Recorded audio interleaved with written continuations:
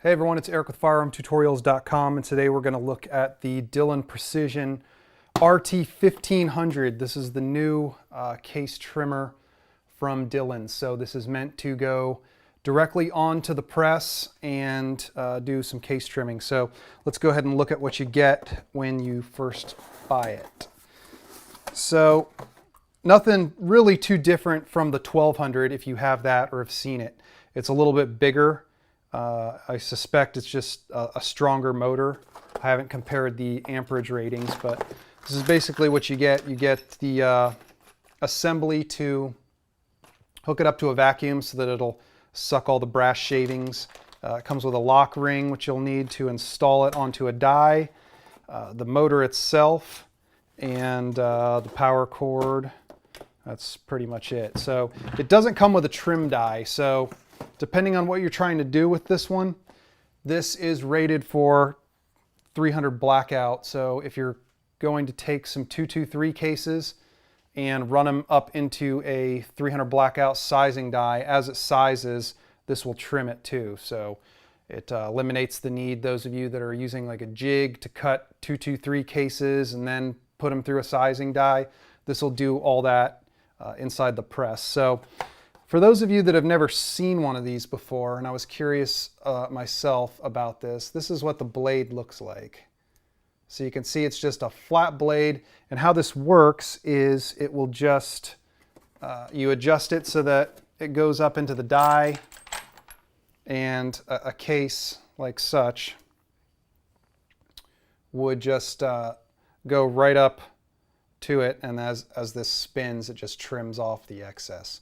So that's really all that it's going to do.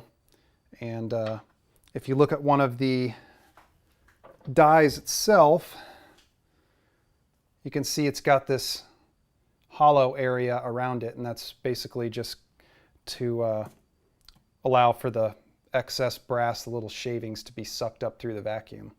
So in this particular case, you see here I've got the low trim die, basically, because 300 Blackout is such a short case compared to a 223. This die sits down in there and goes into station 4 here, and that's where all the trimming occurs.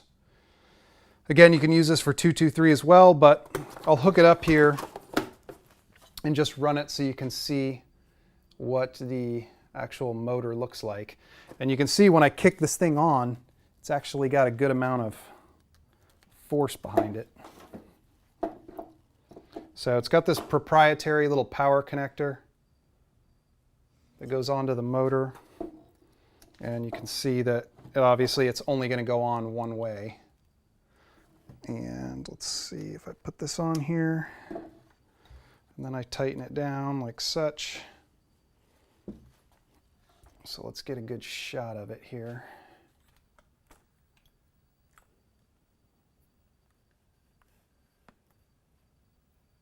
But watch when I turn this thing on, this motor is going to move. You see it there? It moves a little bit. It's not too terribly loud, but it's got some force behind it. So that's pretty much it, guys. The major downside to this is the cost. Like I said, you know, this is the new one, $330-ish.